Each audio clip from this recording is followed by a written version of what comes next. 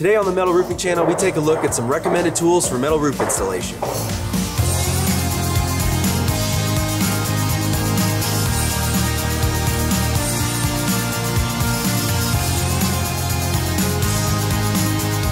What's up, guys? Welcome to the Metal Roofing channel. I'm Thad Barnett from Sheffield Metals. We've got Dave Stubbs, the Assistant Technical Director here at Sheffield. I'm at the Denver, Colorado location, and today we're going to take a look at some different recommended tools for metal roof installation. Now, there's a lot of options out there, but these are just some of the few that we recommend for installation. So, Dave, can you take me a walk through some of these tools and what they are? Absolutely. Let's start out with the easy one, hammer.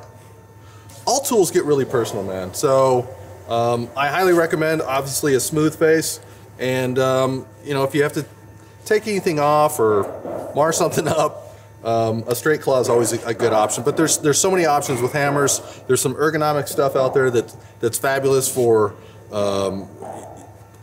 lack of a better word, the impact resistant stuff. There's some fiberglass hammers that will help the elbow out and the wrist areas. Anything for impact. Okay.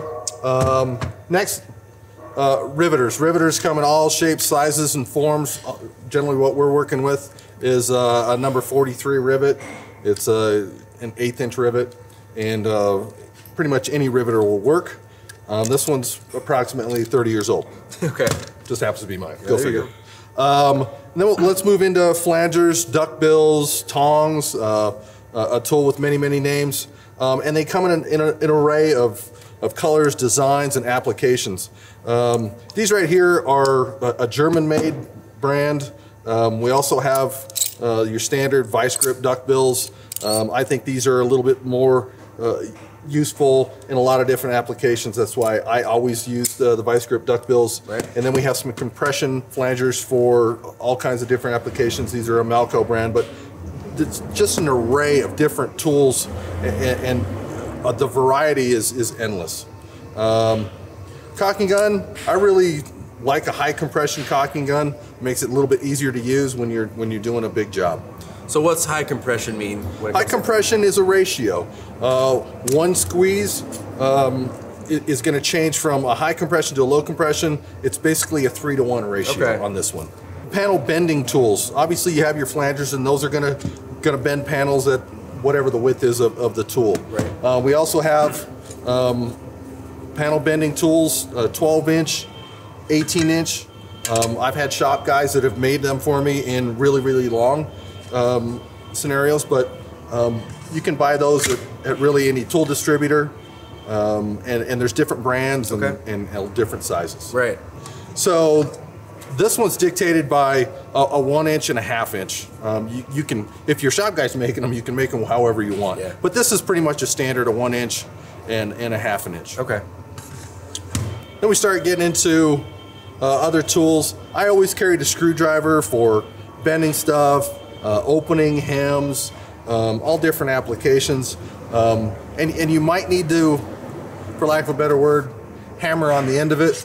It's probably why that one looks like that. You know, you've got your standard screwdriver, you've got some putty knives. This one's a 12-in-1. All these tools, different applications can be used.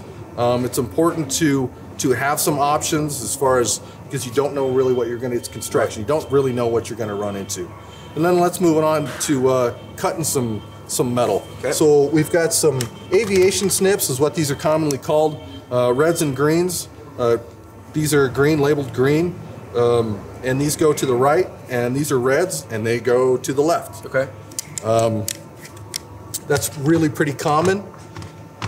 Then I have some 12-inch Andes is what these are called. These are just some longer snips for some straight cuts. Okay.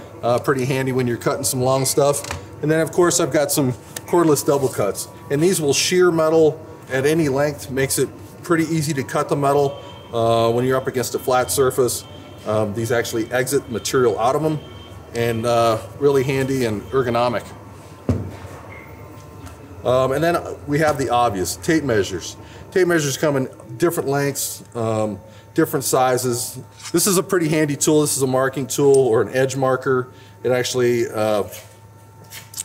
marks the metal at whatever you set them increment at. Okay. And this one goes from 1/8 of an inch to 12 inches. It's sort of a rare beast, but really handy. So it actually scores the metal? That's correct. Okay. Yep.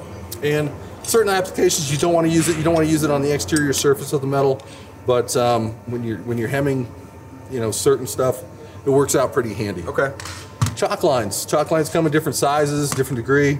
Just always want to, whenever you're using the chalk line with our metal or really any pre-finished PVDF metal, always clean off the chalk. No matter what color, you always want to clean it off and make sure that there's no chalk residue. Right. The last one is this is a torque controlled device. This one is 622 by DeWalt.